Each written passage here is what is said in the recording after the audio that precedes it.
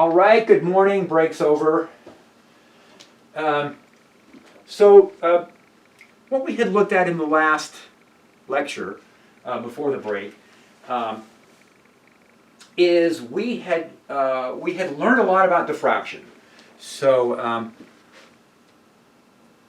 we had, and I do like to go back to these pictures, we had learned about diffraction. We understand now that when we have a single slit, that the finite width of that slit is still going to create an interference effect. And so you have a central maximum with these fringes out to the side. Now that's, and the intensity function looks like this. Those are the formulas.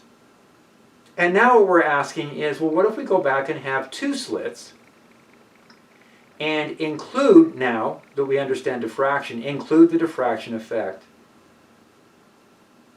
And so what the textbook has come up with is, we said here is the diffraction effect here, the sine beta over 2 over beta over 2, and here is the two slit effect, and then here is the amplitude, two amplitudes because we have two slits.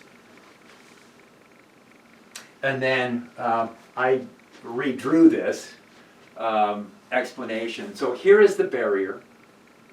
Here is the distance between the slits. Here is the width of each one of the slits. So I'm using little a for the width of the slits, and I am using d for the distance between the centers of the slits. I'm using L for the distance out to the screen, X for the distance away from the center, and theta to identify what location we're looking at on the screen. And that line right there is measured from the center between the two slits. All right, so I'm going to write down the formulas for the two slit effect. D sine theta is equal to m lambda. For the diffraction effect, A sine theta is equal to n lambda. As we were saying before the break, I can't use m for both of these, and I'd rather not use subscripts to designate the m, so I just used n instead. So m and n, they kind of go together. So this now is keeping track of phase differences from diffraction, and this is phase differences from the two-slit effect. Now, back when we looked at the two-slit effect, we said that combining two distinct paths gave us a factor of cosine m pi, and then there are the two paths. And then when we had done the diffraction effect, we said that the amplitude we got here was the amplitude, now that's the amplitude of one opening, times the sine n pi over n pi. When we squish these together, when we multiply them by each other, we end up with an amplitude effect from both slits combined. We now have 2a. That's kind of the starting amplitude. There's an amplitude a through one slit. There's an amplitude a through the other slit. The diffraction effect gives us a sine n pi over n pi. And the two-slit effect gives us a factor of cosine m pi. So now we're set up for a very realistic modeling of what would happen, what does happen, when we have a two-slit setup. Now, this is the amplitude, and in quantum mechanics and quantum physics, the amplitude corresponds to the wave function. It's not necessarily something that we're able to directly measure. A total by itself does not tell us the intensity of the light. To find out what the intensity of the light is, we have to do a modulus squared. Now this is a real function, so the modulus squaring is just squaring. If I square this, I'm going to get 4a squared. This the diffraction factor will get squared, and the two-slit factor will get squared. Now, it's worth stopping here and saying, look what's happened to our intensity. Instead of getting a squared, I'm getting 4a squared. And that's because we had two slits, a on each one of these, and the interference effect between the two slits actually doubles the amount that we would have expected for the two slits individually. So we're getting a factor of 4a squared. Now, we don't want to leave this as a total. We want to just call it intensity, and the intensity is proportional to that expression. So what we do is we drop the coefficient out front and replace it with our own quantity, just for convenience. And more often than not, what we put out here is I naught. So we just call that coefficient now I naught. We keep all of the interference factors, and there we go. There is our formula for the intensity that we would expect as we look across a screen when we have two slits with the setup that we've described. Now, we're going to come back and use these two formulas. These two formulas are set up right next to each other. We're going to be taking ratios of these two formulas, and when we take ratios of those two formulas, the sine thetas will drop out, the wavelengths will drop out, and what that will tell us is that m is to n as d is to a.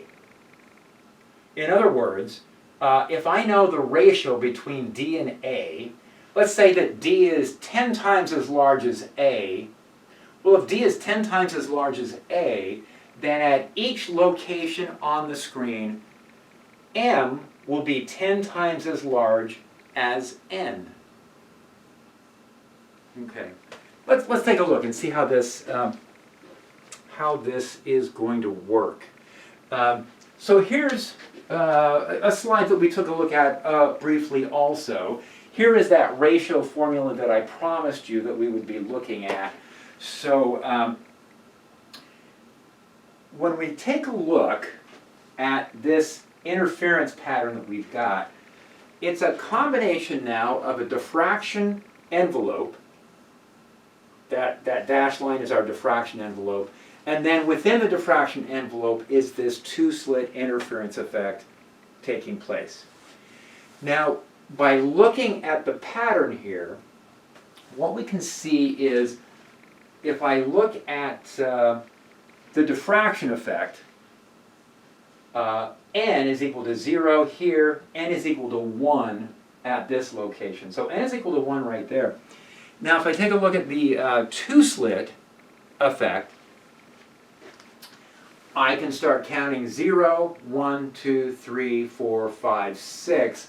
Now it turns out, I don't know if this is exact, but it looks like m equals 6 lines up pretty well with m equals 0. So that would say when m is equal to 0, n is equal to 1, and that would say that at least approximately d is equal to 6a, and I can see that from the pattern. Okay, so from that pattern that we have right there, it tells us that the distance between the slits is 6 times the distance as the width of the individual slits, approximately. That's what this certainly looks like is happening here. Okay, we could double check. So let's see what happens. 0, 1, 2, 3, 4, 5. See how 6 got squashed? And then it goes 7, 8, 9, 10, 11.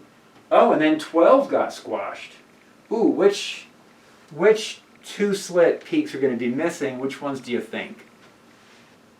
And so it looks like if this is an exact ratio, then the 6th peak will be squashed, the 12th peak will be flattened out, the 18th peak will be flattened out. That's what's going to happen for this particular pattern that we have here.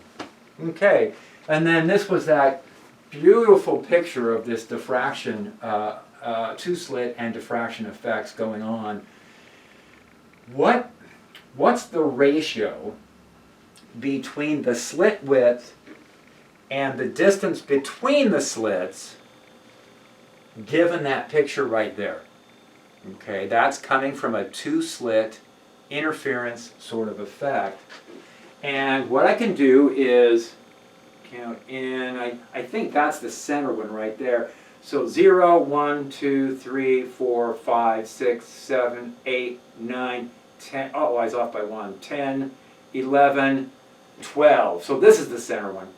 And it looks like 12 is missing.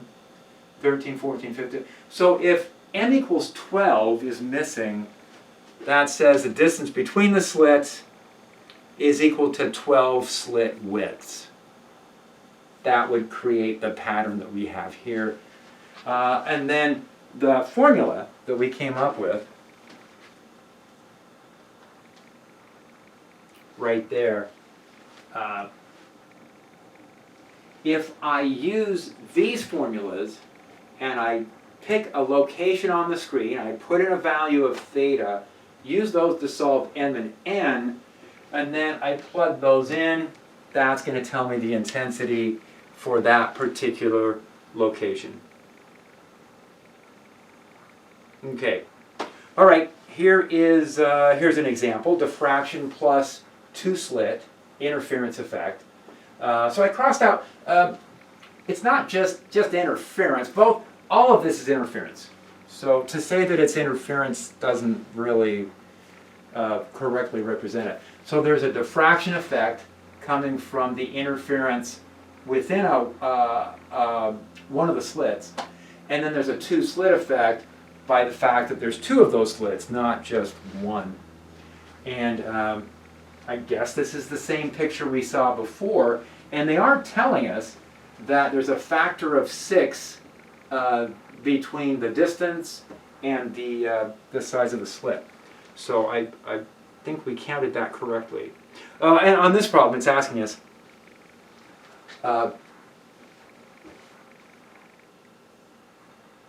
show contains 11 interference fringes.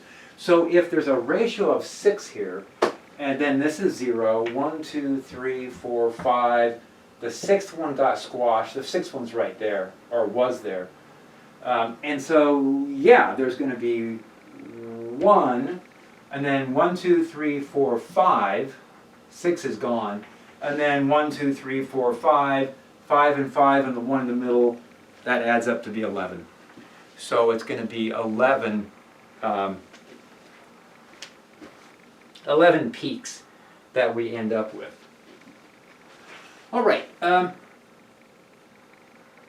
Here, oh, this is it. This is outlining what we just looked at. So it's putting some more numbers in, showing that where n is equal to 1, m is equal to 6. These are diffraction zeros. Yeah, so it's basically bringing all that stuff together, showing how this works. All right, so that's diffraction.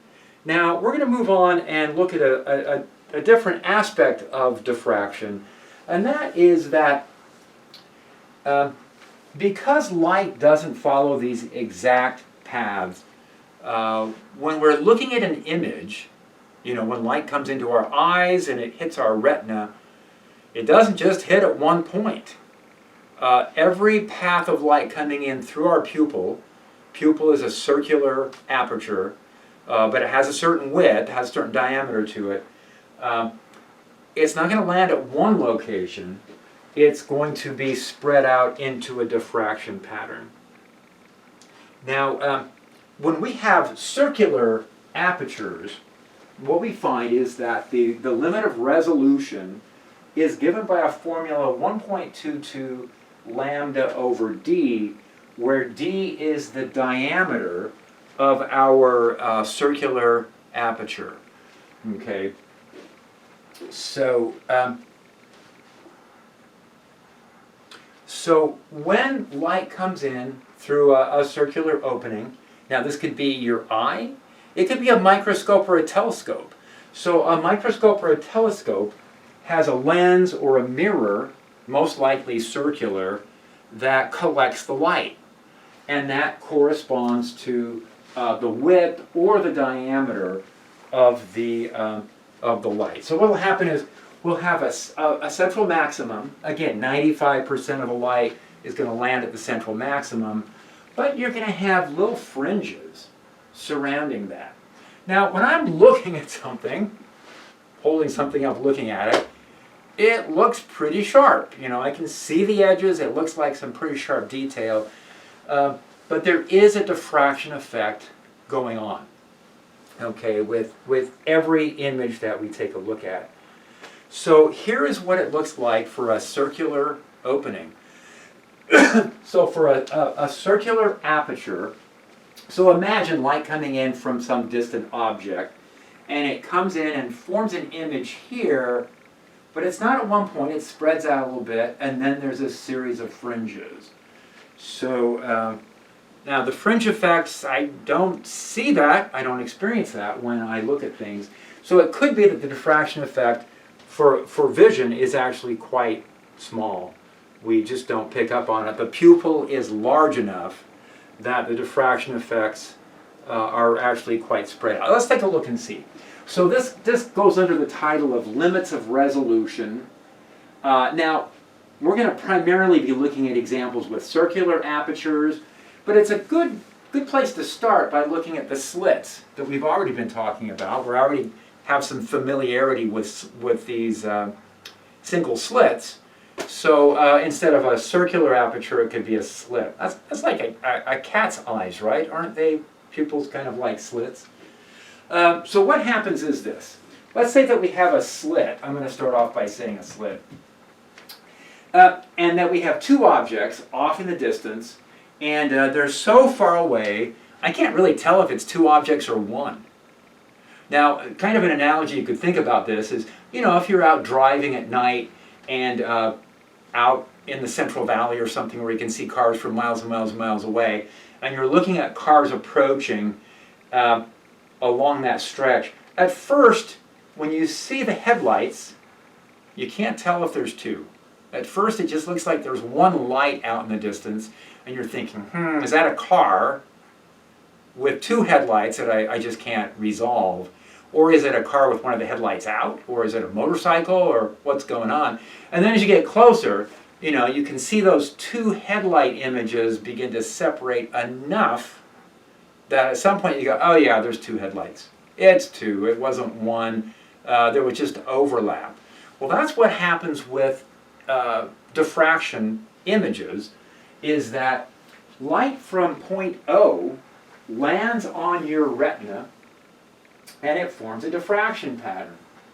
Light from object O prime lands on your retina and it creates a diffraction pattern. So rather than getting two distinct points on the retina, these photons land over a little bit of area, right? A central maximum with these fringes.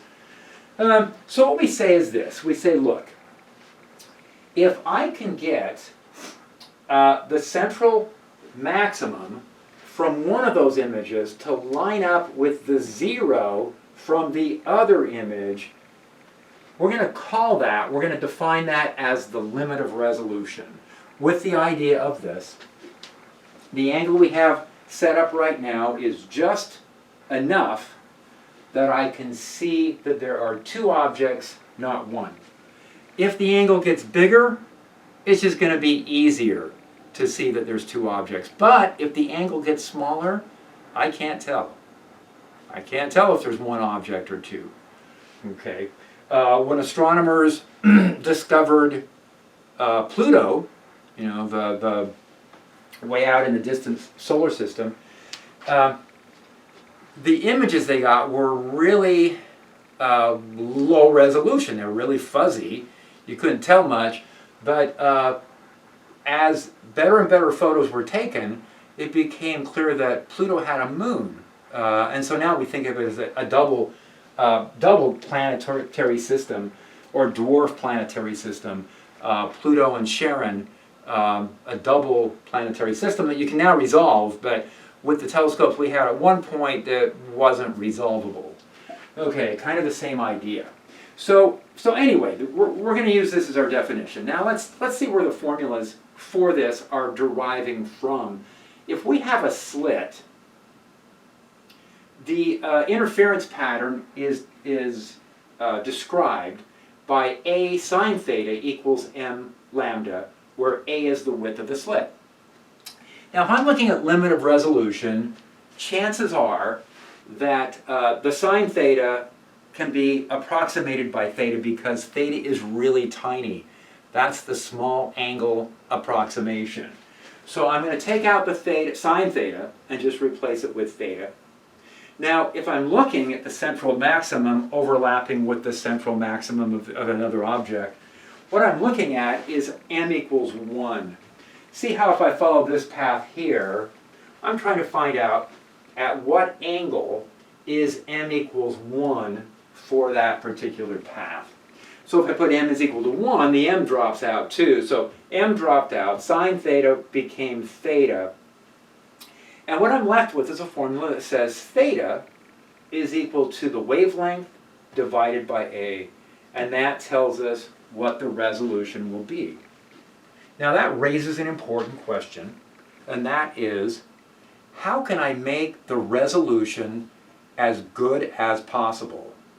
Now, really good resolution would actually mean getting that angle to be as small as possible. We want to minimize that angle of resolution. We want to get that to be really, really tiny. Now, there's a couple of ideas suggested here. How could I get the resolution angle to be really, really, really tiny? And there's two things I could do. One thing is I could use a wavelength of light that's really tiny. Blue light inherently will produce better resolution than red light, almost by a factor of 2. We can see twice as much detail in blue light than we can in red, if we're just thinking of not the sensitivity of our own eyes, which I guess is in the middle, it's more sensitive in the green or something like that. But for an optical instrument, using shorter wavelength will give us better resolution. The other thing we can do is we can increase the size of the width, or increase the sample size of the light. If I use a really narrow sample of light, I risk having poor resolution. But if I use a really wide sample of light, I will have not as much difficulty due to diffraction.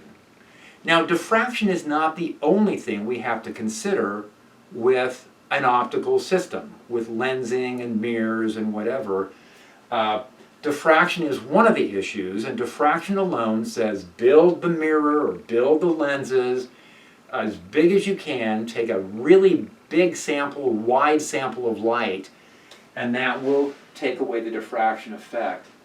The problem with opening up our aperture is that if there are any imperfections in your mirror, or imperfections in your lens, or imperfections if it's your visual system, if there's imperfections in your cornea, or imperfections in your lens, then the image isn't going to get better, it's going to get worse.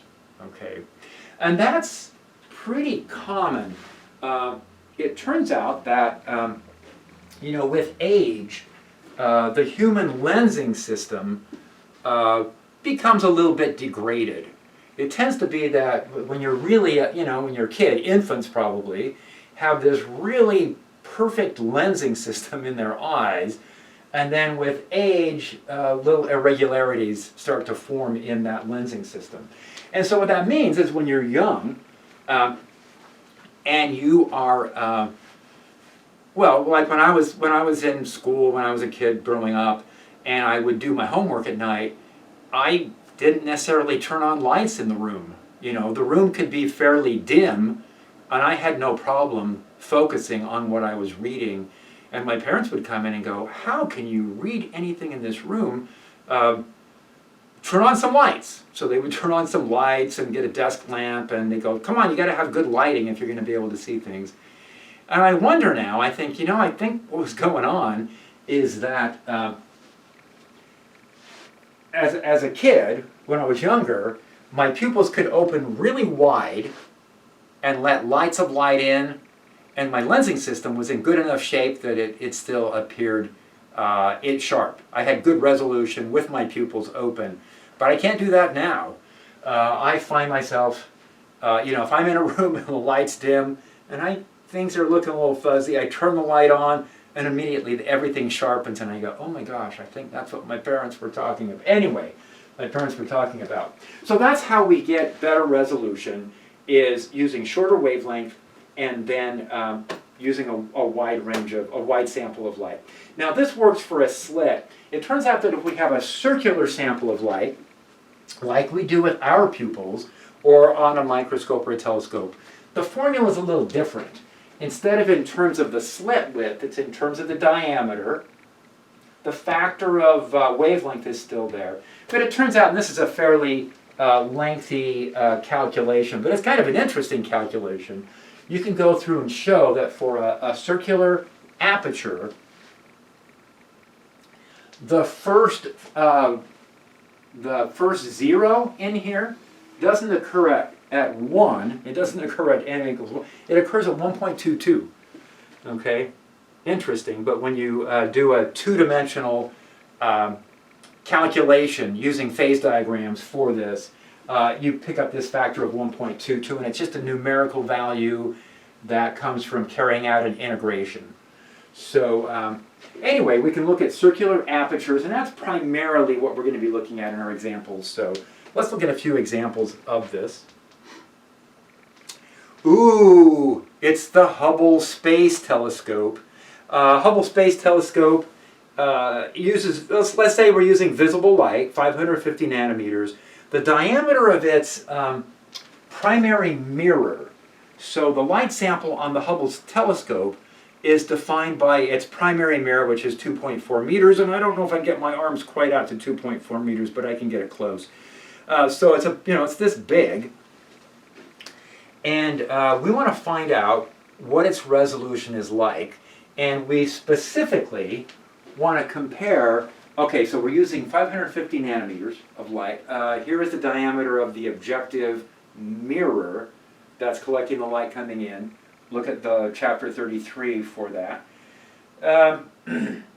It says that now the advantage of the Hubble telescope was to put a telescope in orbit above the Earth's atmosphere and eliminate the aberrations that are created by the Earth's atmosphere. When light passes through the atmosphere, it gets shifted back and forth a little bit. There are variations in temperature, variations in index of refraction. The light can get pushed back and forth a little bit. And it says the best we can do from the Earth's surface is a resolution of about 1/2 of an arc second. Now you guys know, I guess it says it down here, an arc second is 1/60th of an arc minute, and an arc minute is 1/60th of a degree. So we'll do the calculations and see what this is, but what we want to find out is, look, if I build my telescope on Earth, and let me go to the next slide anyway, because I want to be looking at this. That is the best investment ever made by the United States government, building this and launching it and collecting the data from that. So the Hubble telescope was launched. It had a primary mirror 2.4 meters. I like the little flap at the top where you got to close it from the light coming in. So this thing's opened up and it's collecting light. Now if I build a ground telescope, I can build the mirror much larger. Instead of 2.4 meters, maybe I can build it 5 or 6 or 8 or 10 meters across. I can build a much bigger way of collecting the light, and what my formula is telling me is, hey, if I want to get good resolution compared with, in terms of diffraction, if I want to minimize the diffraction effects, I would like to use a really wide mirror. Now, is the Hubble telescope, because its mirror is smaller, is that going to create a diffraction effect that limits our resolution? Is it even worth building this and launching it into space? Because if we have problems with resolution due to diffraction effects, maybe we're not going to do any better. So let's try it. So here is atmospheric resolution limit. They tell us it's a 1/2 second of arc. 1 degree is 0.017, you know, some number of radians. 1 minute of arc, 1 second of arc is this, 1/60th of 1/60th. So 1/2 second of arc is 2.4 10 to the minus 6 radians. So it's, you know, it's a tiny fraction of a degree. It's 1/7,000th of a degree. That seems pretty small. But that's an atmospheric resolution limit. Let's see what diffraction limit the Hubble telescope introduces. We're going to use our circular aperture formula. There it is, 1.22. We're going to use the wavelength they suggested and the dimensions of the Hubble space mirror and plug them in, and we end up with 2.8 10 to the minus 7 radians. So it says that at 2.4 meters, we are going to be limited by diffraction, but the limit due to diffraction is going to be less of an effect than trying to look through Earth's atmosphere. So there's going to be a resolution advantage to putting a smaller telescope in space compared with the larger one on the ground. Okay. And as you guys know, we use both. We have plenty of ground-based telescopes doing really important work, and the Hubble telescope just added to that. If you want to see some amazing photos, and maybe you guys have seen these, do a search for Hubble Deep Field. It's a series of pictures taken in different directions in space, where they put the Hubble telescope pointing in one direction and just left it pointing in that direction for like weeks to take a really long exposure. These are some of the most distant objects ever imaged by a telescope, and you know what they saw? And they just saw more and more galaxies. They're just amazing photos. That's what I've got as my screensaver on my MacBook. Anyway, let's move on and try another example here. Limit of resolution, circular apertures for your eye. So this example is going to look kind of similar. What we've got here is there's two objects, a distance d from our location, and they're separated by a distance h, and we're going to place these right at the limit of resolution. We're going to set up a diagram that looks like our resolution, diffraction resolution diagram. And then we're going to bring out the formula that we talked about. Here is the wavelength of light. We're going to use green light. I think our eyes are most sensitive to the middle part of the visual spectrum, so this might be where our eyes are most sensitive. The diameter of our pupils, they tell us, is about 3 millimeters, so that, you know, it's dilated. It's not very dilated if it's 3 millimeters. Anyway, you just run the numbers here, and I think I did this part first and then I used those numbers over here. So coming over to this part of the problem, I ended up with a limit of resolution that was 2.2 10 to the minus 4 radians. That's pretty small. And then I plugged it into the formulas over here. So assuming that h can be treated as an arc distance, again, this is a small angle approximation. When I solved for that, I ended up with 2.24 as the distance that could be resolved. Now, if I go back, I should have said a few more things about this problem. It wasn't just the resolution of the eye. They are saying you're in an airplane at an altitude of 10,000 meters. So imagine yourself looking out the window of your airplane down at the ground, and you know, you can make out buildings and you can kind of make out objects down there.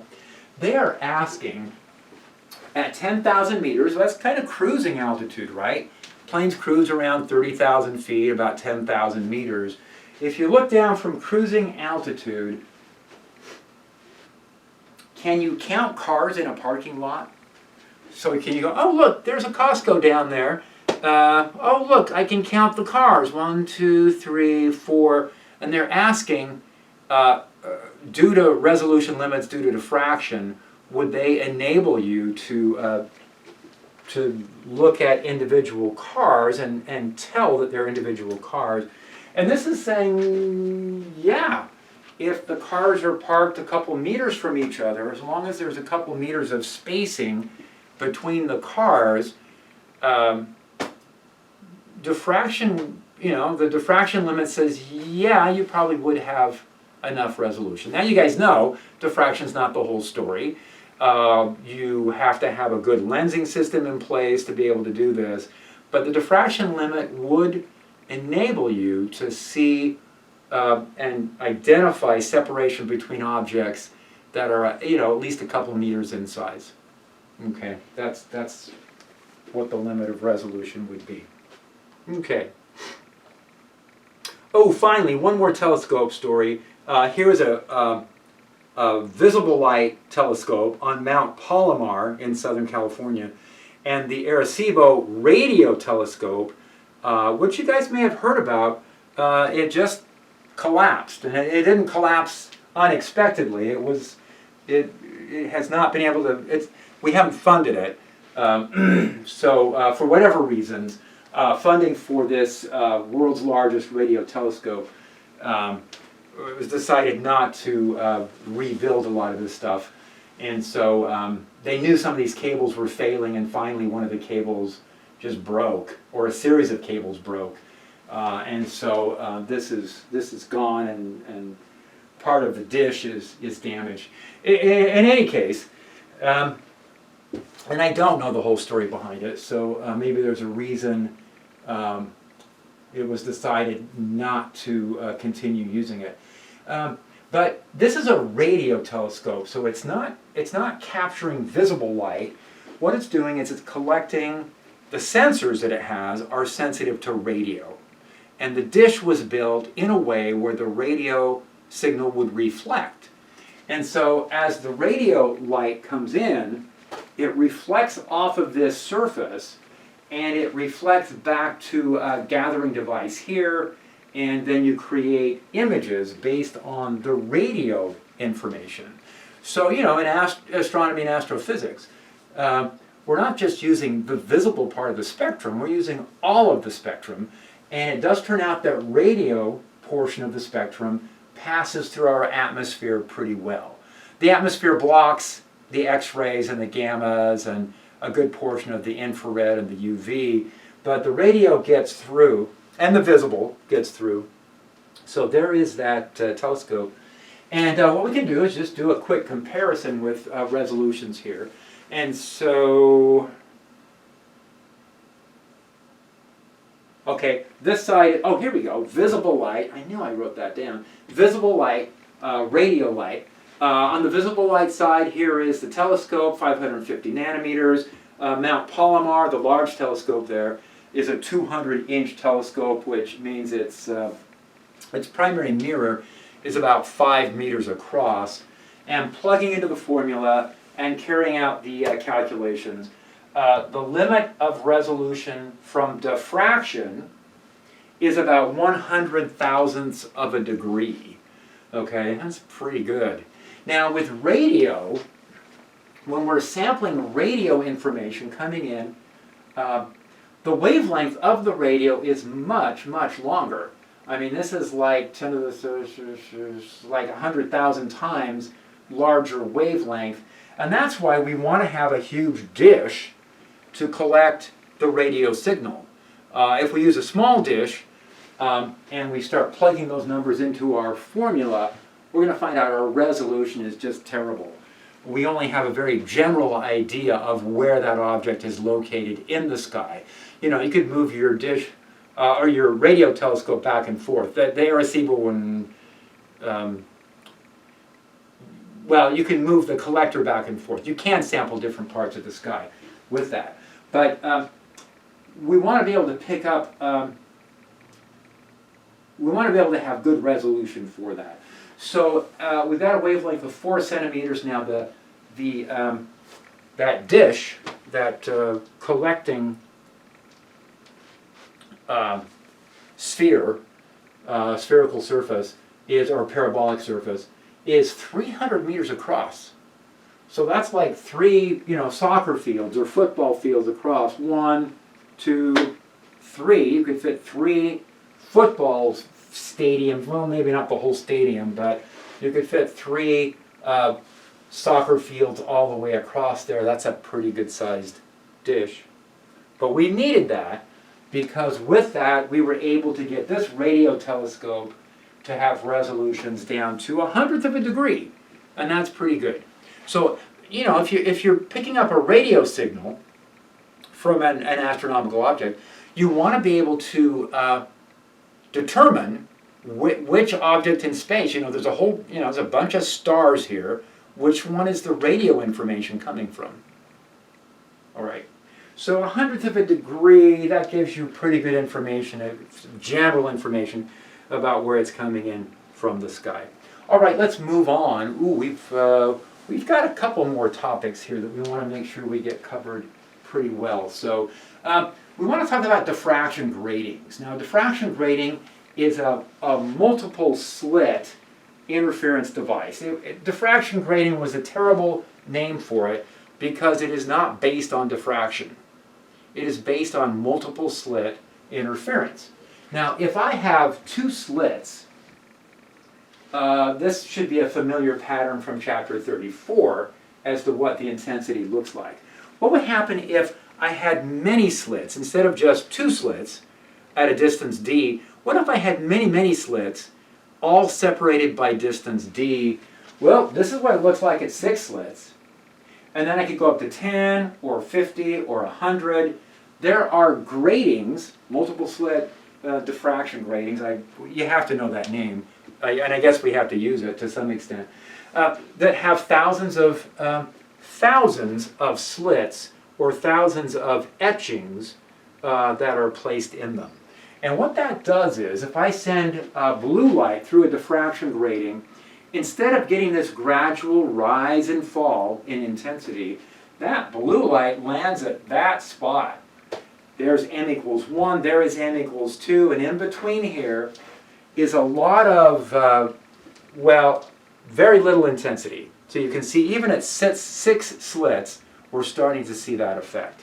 And again, a diffraction grating could have thousands of slits. Now, if I send an entire spectrum through the diffraction grating, I can get these rainbows. This is referred to as a first order spectrum on my diffraction grating. This is like the second order spectrum. If you've taken chemistry classes, you may have done spectroscopy. You may have produced samples and run them through the spectrophotometer, and it's running across either visible or infrared light, and it's going to take the light that's being absorbed or reflected by your sample and produce that across a spectrum. So these diffraction gratings, these multiple slit interference devices, are just amazingly useful. We use these when we're sampling light from stars. So when you know, how do I know what a star is made out of? How do I know what elements are there?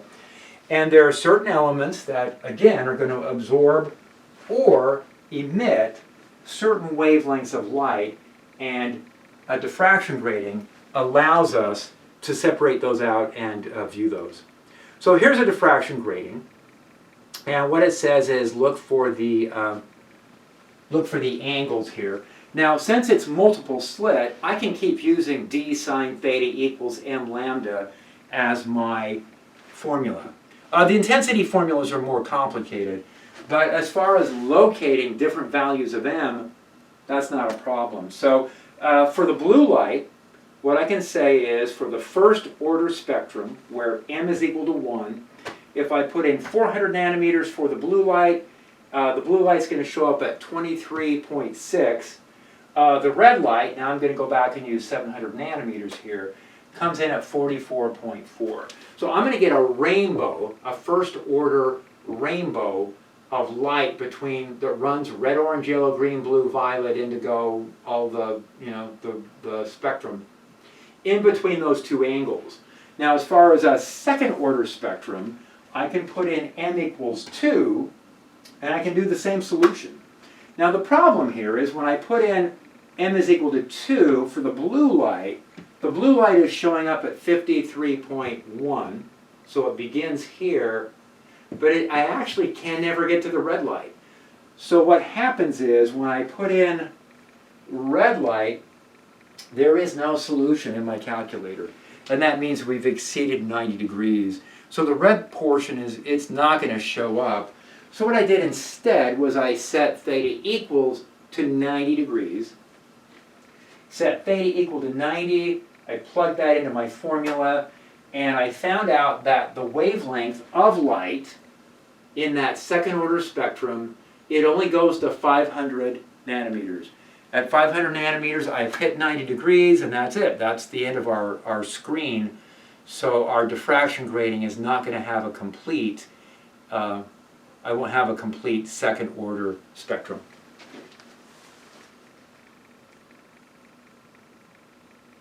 Here is another example. It says that we have white light, which means the spectrum from, this time they're saying from 400 to 750, strikes a grating with 4,000 lines per centimeter. So let's see what this one looks like. So, you know, kind of a similar setup really. Here is my multiple slit grating. There's a distance of d between each of these. D can be calculated as 1 centimeter divided into 4,000, that's what they told us. And then I can convert that into nanometers. It tells me that, this calculation tells me, that the slit distances are 2,500 nanometers.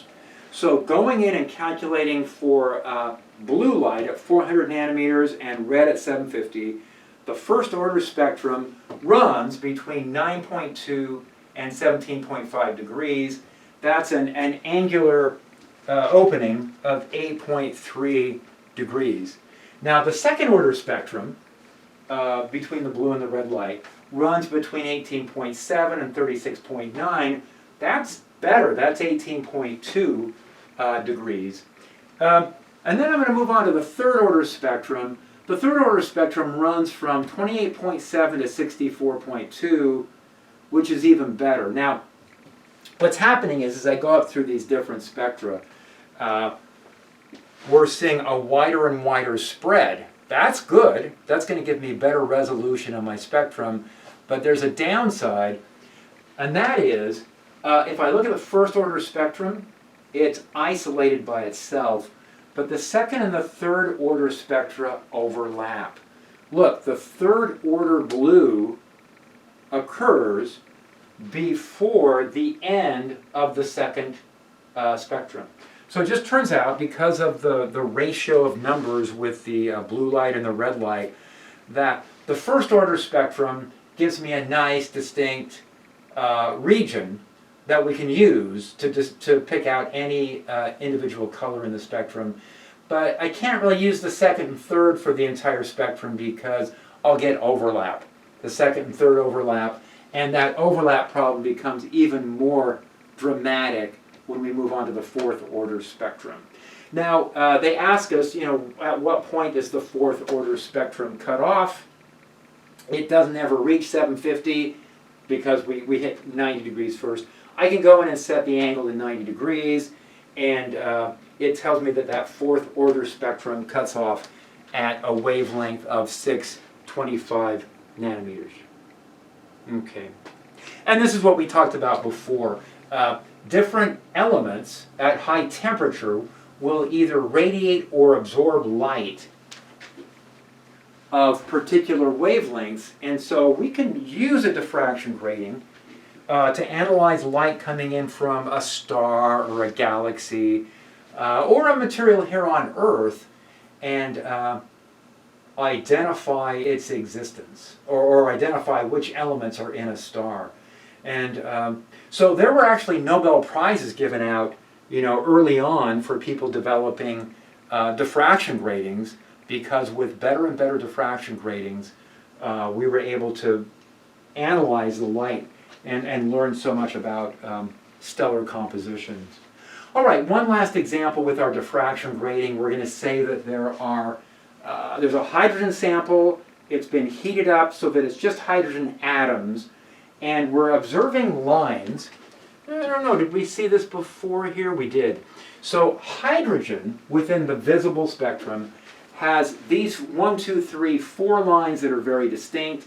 we'll actually get a chance to look at some of these. Oh, these are some of the same materials as we have in the lab. We'll look at some of these when we get to the lab for atomic spectra. But let's take a look and see. We've got our diffraction grating. They told us it's 10,000 lines per centimeter. I was able to use that to determine the D value is 1,000 nanometers. We're going to be using the first order spectrum exclusively. And so I'm going to use D sine theta to calculate d sine theta equals m lambda to calculate the wavelength. So the wavelength will come from knowing, well, it's a first order spectrum on all of these. So n equals 1 for the entire spectrum. And then I just have to look at the angles and use that to determine the wavelength. So using my diffraction grating, I am seeing the violet, blue, green, and red lines show up at these angles, and that's giving us these wavelengths. So these are how originally all of these spectral lines from stars were analyzed for composition. Okay, and then how is this working in terms of intensity? And the reason we're getting these really sharp peaks for these diffraction gratings is that we're back to where we have some multiple number of slits, and if I can get all of the slits to be in phase with each other, I can use constructive interference to give us a much greater intensity. So for example, if I have 2 slits, that's going to double my E naught, but when I square that to get the intensity, I'll get 4 times the intensity. If I have 1, 2, 3, 4, 5, 6 slits all lined up, that would be 6 amplitudes, but when I square that to get the intensity, I'll get 36 times the intensity. So what diffraction gratings are doing is they're sending all of the photons into very narrow regions. Instead of having photons show up on many different parts of the screen, this interference effect sends them so that they only land at particular locations. Okay, I am not going to worry about X-ray diffraction. I did leave these in here. I want to move on to polarization. So light also has this property that we call polarization. And let me go ahead and I'm going to move right ahead to this. When we have light heading off in some direction, let's say that that's the Z direction, then I could have electric field components in the X or in the Y. Now, depending on whether the electric field is oriented in the X or in the Y, those are referred to as 2 different polarizations. And so there's different polarizations that the light can have. Now, we can build materials, there are compounds that we can create that preferentially absorb one of those polarizations, but they let the other one pass.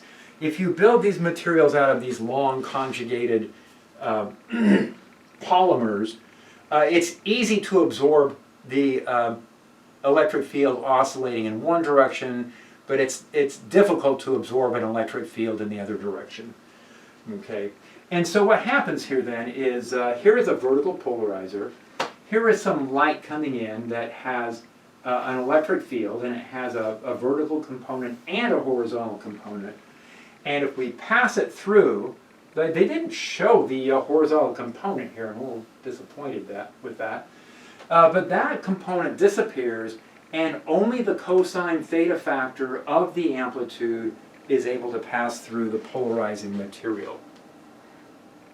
So what does that mean with doing polarizer problems?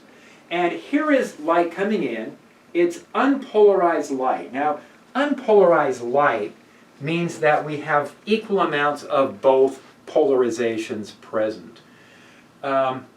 Quantum mechanically, what this says is that each photon coming in actually hasn't made up its mind yet. So not only is the light unpolarized, but the individual photons that are coming in are equally likely to be vertically polarized or horizontally polarized. It's one of those situations where the light has not decided what it's going to do yet. When it reaches a polarizer, it's got to commit. So when it reaches a polarizing material, the light goes, okay, up until now I've kind of left my options open, but now I have to commit. I have to decide, am I vertically polarized or am I horizontally polarized? It's time to commit.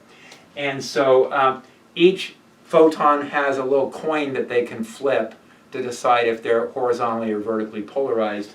And if they're vertically polarized, then it makes it through this polarizing material, and there they are.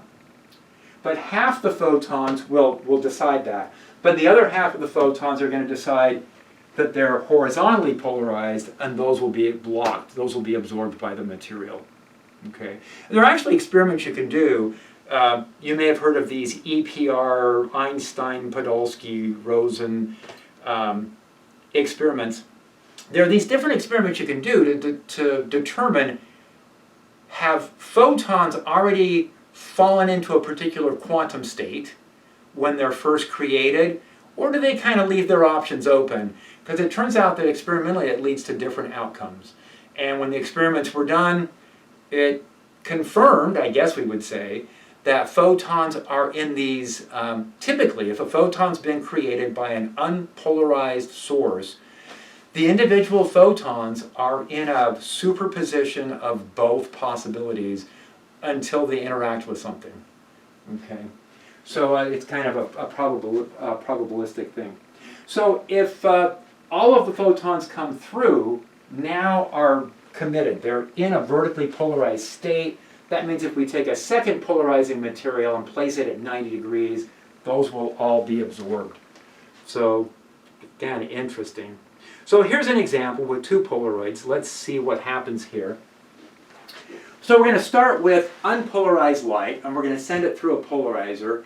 And you know what happens is, if you start unpolarized and go through a polarizer, you're always going to get half the intensity of the light coming through. Because it's a 50-50 chance, right? Half the photons are going to decide that they're vertically polarized, half will decide they're horizontal. What will happen if I tip this at some random angle? Then how many of the photons are going to get through? And it's still going to be half, because photons are smart. They've taken linear algebra, and they know that horizontal and vertical are only one possible basis for their polarizations. That not only is horizontal and vertical one possible polarization, but whatever angle we put the polarizer at, they can recalibrate for that angle and say, I'm either lined up with the polarizer or I'm perpendicular. I'm diagonal this way or I'm diagonal this way, and that's a different basis for the photons. And so the quantum states are set up in a way where representing them in one basis works just as well as representing them in a different basis. So, unpolarized light going through a polarizer oriented in any direction, half of those are going to get through, and the orientation of the light now, the remaining photons that went through, are going to line up with the orientation of the polarizer material. Now what if I take a second polarizer that is at an angle theta relative to the first one, not relative to the vertical, but the angle here, the important question is, how is this polarizer configured relative to this light, or relative to this polarizer? And what we saw earlier was that the cosine theta component of the electric field will pass through. Now, when we turn that into an intensity, we have to square, because it's not the electric field or the amplitude we're interested in, it's the intensity of the light making its way through. And so what we do there is we add a factor of cosine theta squared. So unpolarized, going through a polarizer, half gets through. Going through subsequent polarizers will introduce factors of cosine squared theta. So if theta is 0, all the light goes through. If theta is 90, none of the light goes through. In our case, they told us that the relative angles between the polarizers were 60 degrees, and so that led to a factor of 1/4. So 1/2 got through to here, and then 1/4 got through here. It's going to leave us with 1/8 of the original intensity. Okay, now this is a bit of a weird example, but if we take two polarizers and we put one here and then one at 90 degrees, none of the light gets through, right? We saw that example. But what if we insert a third polarizer in the middle, and you're thinking, wait, if I've got two polarizers set at 90 degrees and they completely block the light, how is putting a third polarizer in between going to help? But let's think about this. If it goes through the first polarizer, half of it gets through, and let's say it's vertically pointed. What if I put one in the middle that's at 45 degrees? Well, if the polarizer's at 45 degrees and the light coming through is vertical, there's going to be a component that gets through that middle one. So as long as I don't put two successive polarizers at 90 degrees, that's going to block all the light. I can put any number of polarizers, and as long as no two consecutive ones are at 90, I can gradually rotate the polarization of course I'm losing intensity at each step, but I can gradually rotate the polarization orientation of the light. So what happened here, now they placed this one right at 45, and it turns out that the cosine of 45 is the square root of 1/2, and the cosine squared is 1/2. And so half the light comes through to here, it's now vertically polarized. 1/2 of 1/2 of the light reaches this, but now it's turned diagonally. So light that was exclusively vertical is now diagonal. And again, it's a question of different bases. Vertical light can be thought of as a combination of diagonal this way and diagonal this way. Okay, so, and then finally this last one is horizontally oriented, and that introduces another factor of 1/2 because of the 45-degree difference here. And so what was entirely 100% vertically polarized at this stage is now 100% horizontally polarized. Now there wasn't any horizontal light here, but there is here. Okay, so quantum mechanics is based a lot on this kind of a linear algebra approach that you may have learned in linear algebra. If not, that's fine. Don't worry. But they're what are called bases, and different combinations of quantum states, as you see, can create these effects. So it can jump from one set of quantum states to another. One additional, I guess this is the problem. So the one that we saw before, this is outlined and showing just a little more detail how this one's rotated 45, and then relative to this one is also rotated at 45. And so the factors we're picking up for each of those is 1/2. We're going to get 1/8 of the light to go all the way through. Now, light that's reflecting off a surface is polarized, and that's why we have polarized sunglasses. So if we look at the bright light from the sun coming down, the light from the sun is unpolarized, so we have both polarizations present, horizontal and vertical. Most of the reflective surfaces that we encounter, bodies of water, nice shiny chrome bumpers, most of the glare that we experience is from horizontally polarized light. And so what we do is we have sunglasses that take out the horizontally polarized light. This person's going to have some sunglasses on. It's going to get rid of this horizontal light which reflected off the surface. You can see that after the reflection, the vertical polarization is reduced. So it's difficult for the electric field in the vertical direction to change directions and travel after the reflection. Whereas the horizontal component, if it reflects off something horizontal, it's easy for the electric field to continue in the horizontal direction. So you do get these polarization effects taking place off of surfaces. You also get polarization effects taking place in the atmosphere. So here is light from the sun, both polarizations. And what we've got here is if we hit a molecule and reflect off into a different direction here, it's easier for one of these polarizations to continue compared with the other. And so you tend to get, if you get a polarizer out, at this point, if we were back at Laney College, we get the polarizers out and go outside and take a look at the sky and see that as you look away from the sun, you can see these polarization effects from the light that's reflected from that part of the sky. Now, the last thing that maybe we want to mention here is that polarization of light actually is related to spin states of photons. Again, getting back to this idea of different bases, horizontal light or vertical can be thought of as linear combinations of left and right circular polarized light. And those are actually the quantum states that have distinct angular momentum. So photons have intrinsic spin, just like electrons. Electrons, we say, can be spin up or spin down. Photons, we say, can have positive spin or negative spin, positive helicity or negative helicity, based on how much angular momentum they're carrying with them. So